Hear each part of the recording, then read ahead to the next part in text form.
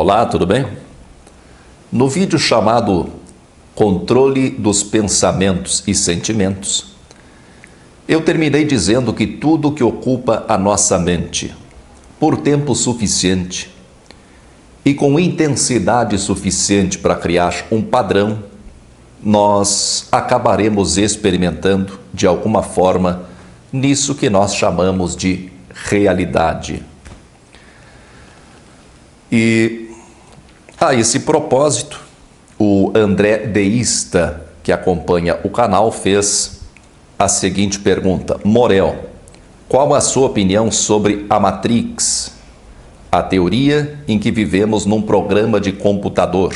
Muitos cientistas estão estudando essa possibilidade. Eu devo dizer que eu já fazia essa analogia com um programa de computador, não, analogia da mente com um programa de computador, quando eu ainda era espírita e antes de ter assistido o filme Matrix. Na verdade, eu só assisti o filme porque algumas pessoas começaram a dizer em comentários no canal, isso alguns anos atrás, 5, 6, 7, 8 anos atrás, começaram a dizer nos comentários que minhas ideias eram semelhantes às ideias do filme e pensaram que eu, de alguma forma, eu me baseava ou me inspirava nesse filme. Nós sabemos que hoje já existem óculos de realidade virtual, né? Eu acho que o primeiro modelo comercializado foi o Rift. O óculos Rift é um acessório de realidade virtual usado para jogos de computador. É um visor que projeta imagens em frente aos olhos do jogador e acompanha os movimentos da cabeça do jogador, né? Fazendo com que ele se sinta dentro do jogo. Eu tinha uns 18 ou 19 anos quando os primeiros celulares começaram a ser comercializados no Brasil. Era um tijolão de meio quilo e custava o preço de um carro usado em boas condições. Morelzinho tá velhinho, mas não tanto assim, né? Pô, não faz tanto tempo. E veja no que se transformou o celular hoje. Sabendo que a tecnologia anda cada vez mais depressa, em pouco tempo, essa geração de óculos de realidade virtual, em pouco tempo isso estará ultrapassado, né? Serão o que os tijolões são para os smartphones de última tecnologia de hoje, né? E então teremos modelos de óculos que para muitas pessoas hoje seriam inimagináveis. E além dos óculos, certamente teremos outros acessórios conectados a outros sentidos físicos, o que poderá fazer com que sintamos o mundo virtual como se fosse realidade. Então ficará demonstrada a relatividade disso que entendemos como sendo realidade. Mesmo com os óculos de realidade virtual atuais, que logo serão superados, mas mesmo com eles, com o uso deles, o córtex recebe imagens, recebe sons e provoca sensações como se tratasse de acontecimentos reais. Para ter uma ideia de como a tecnologia está avançando cada vez mais depressa, em 2014, poucos anos atrás, o Mark Zuckerberg, o fundador do Facebook, que também é controlador do WhatsApp e do Instagram, ele adquiriu a empresa de óculos VR, que é fabricante do Rift, né? Na época, um modelo muito avançado, um modelo à altura das suas pretensões empresariais futuras. E esse futuro já chegou. Na época o negócio foi fechado entre dois jovens, o cara que vendeu o óculos para ele tinha acho que uns 20 anos, e o negócio foi fechado por 2 bilhões de dólares. O Zuckerberg declarou na época alguma coisa mais ou menos desse sentido. Imagine aproveitar um lugar, um assento assim privilegiado num estádio, poder estudar em uma sala de aula com outros alunos e professores de todo o mundo, ou poder fazer uma consulta com um médico, um especialista, apenas colocando os óculos onde você estiver, na sua casa, né? Com essa crise sanitária que nós tivemos, que nos obrigou a ficar em casa em 2020, e para algumas pessoas parte de 2021, nós vimos que parte disso já aconteceu, mesmo sem o uso dos óculos. Experiência com os óculos Rift demonstrarão que é possível colocar você, por exemplo, num avião, né? Você se vestir com roupa de esqui na neve, ou ligar os óculos com a gravação de uma estação de esqui, como a estação de Aspen, né? Uma das mais famosas, onde você sentirá as sensações de frio e de oxigenação, né, compatíveis com o lugar.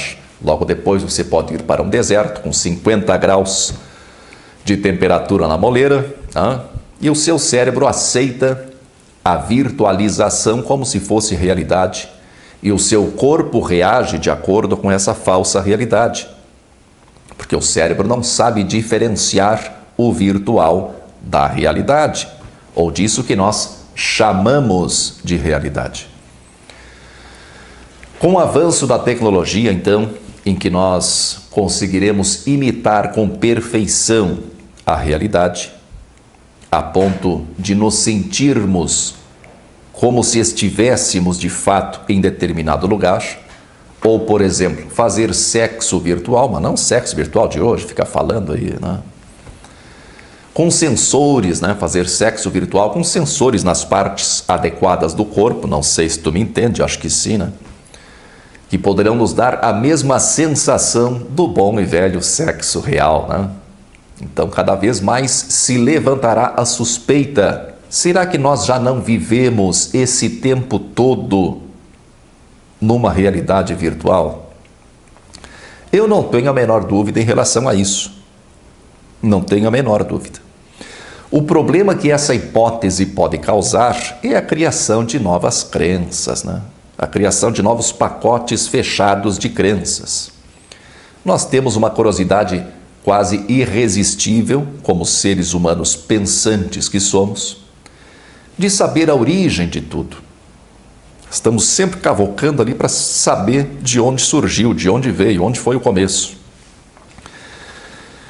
E saber a origem principalmente de nós mesmos ou, de forma mais ampla, do surgimento da vida humana na Terra. Muitas pessoas chegarão à conclusão de que somos governados por máquinas ou supercomputadores. Mas quem fez os supercomputadores? A tendência, então, é botar a culpa em alguma civilização avançada de outro planeta. Mas quem criou essa civilização adiantada de outro planeta? Aliás, eu sempre achei uma grande bobagem querer atribuir a nossa criação humana a seres de outros planetas, como se isso resolvesse toda a questão. Você deve saber que há várias teorias nesse sentido, né? De que extraterrestres manipularam o DNA de algum macaco ancestral e aí criou os humanos. Tudo bem, pode ser.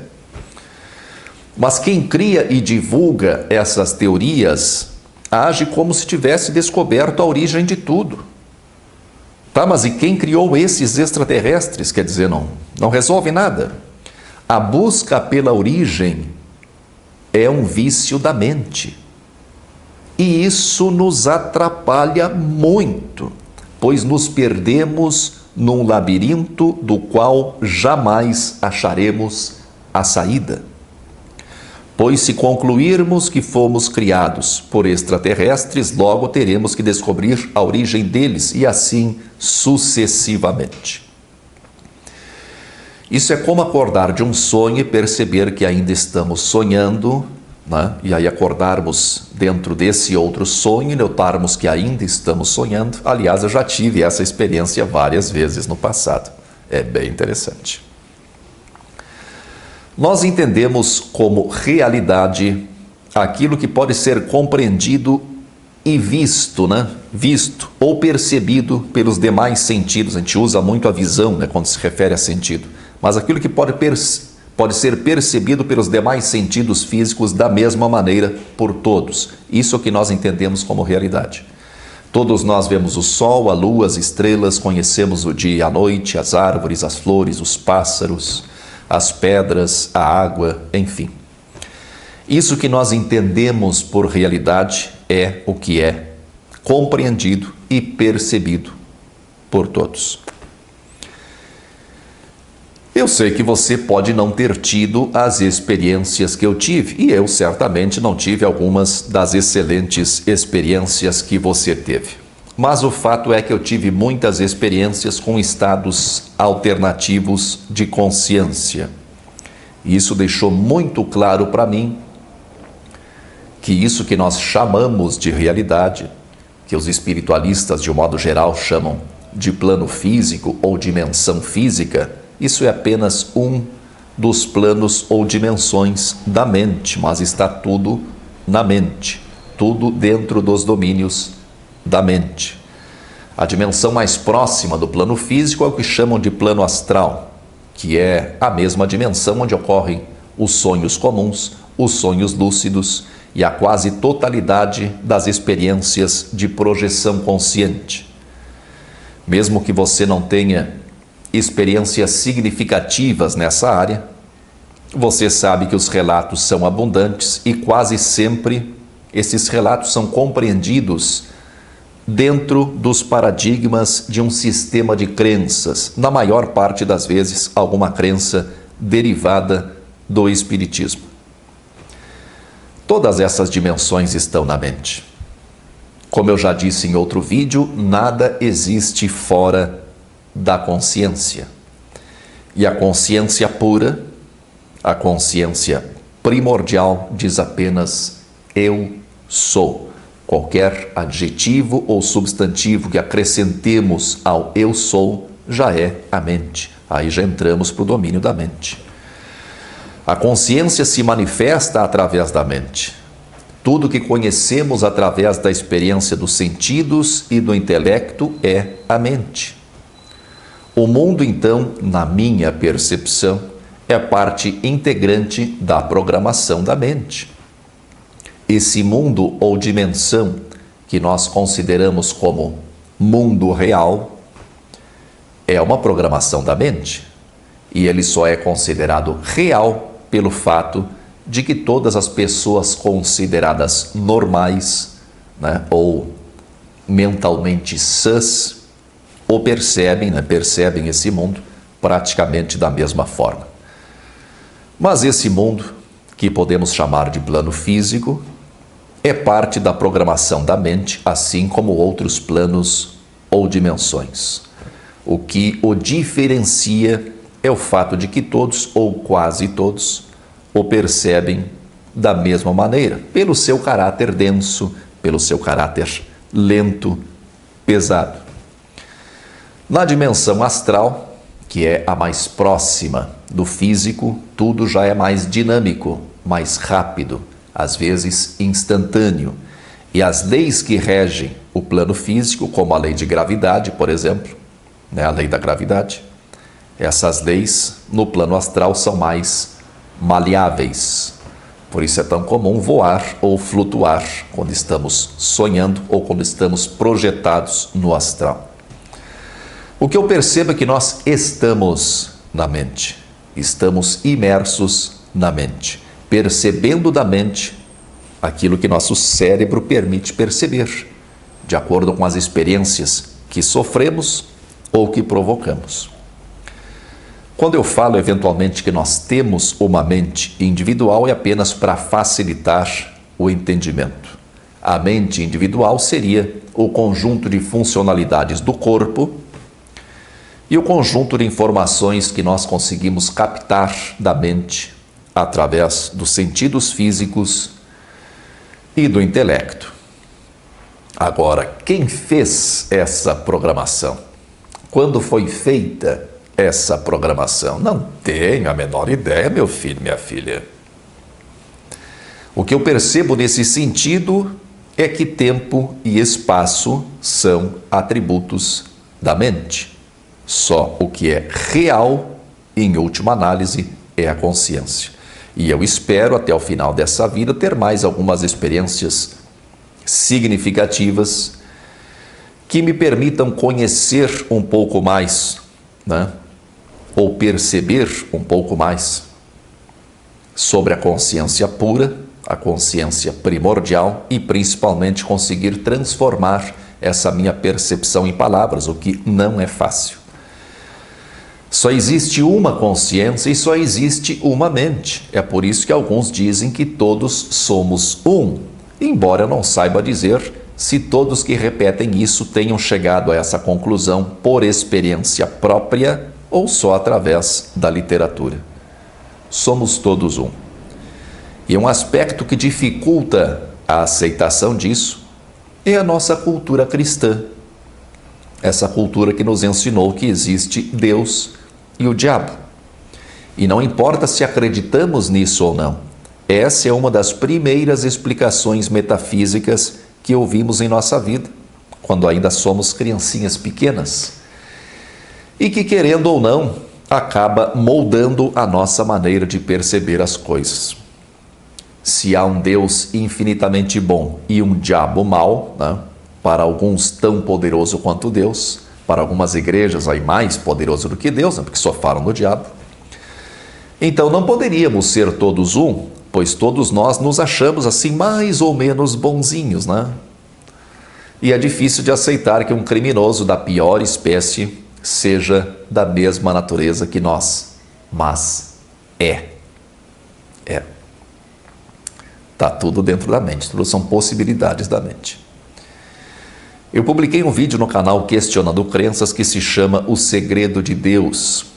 E nesse vídeo eu digo que o segredo de Deus é que Deus não existe, Deus é. Eu sei que essa explicação pode parecer muito simplória para quem não está habituado a pensar assim um pouco mais profundamente. Mas existe uma diferença fundamental entre ser e existir. Podemos trocar Deus por consciência, mas a consciência pura, a consciência primordial, não uma consciência do ego aqui, né? Morelzinho falando contigo, nada a ver. A consciência pura diz apenas eu sou. A consciência pura, então, apenas é. A consciência é e a mente existe. O verbo existir vem do latim existere, o prefixo ex com o sentido de à frente, para fora, mais sistere com o sentido de firmar, né? Fazer ficar de pé, estabelecer. Tudo que conhecemos através da experiência dos sentidos físicos ou derivado da experiência dos sentidos físicos existe. A consciência pura é inconhecível, é o desconhecido. Podemos ter uma noção do estado de consciência pura meditando e repetindo mentalmente: eu sou. Concentrando toda a atenção no significado dessas duas palavras, eu sou. E apenas isso. Com essa prática nós podemos perceber, por um instante que seja, a pura consciência de ser e nada mais. Todo o resto desaparece. O eu sou é tudo e é nada, pois ele tem em si a potencialidade de tudo e ele é em si o nada, o vazio, o grande vazio. Por isso a mente. A mente é o meio através do qual a consciência se manifesta, experimenta a si mesma. Se tempo e espaço são atributos da mente, a criação está acontecendo agora, toda ela está acontecendo nesse momento. O que nós chamamos de a criação, né, é entendida pela mente como algo extremamente distante no tempo, né, bilhões de anos. Pois a limitação da nossa mente individual só consegue compreender as coisas organizando as coisas em causa e efeito. A maneira como organizamos todo o caos é encadeando tudo dentro de uma lógica de causa e efeito. Para nossa proteção, o cérebro funciona como um filtro que capta da mente somente aquilo que for necessário para a nossa sobrevivência. Formamos o Logos. Assunto para o próximo vídeo. Muita força e paz para você.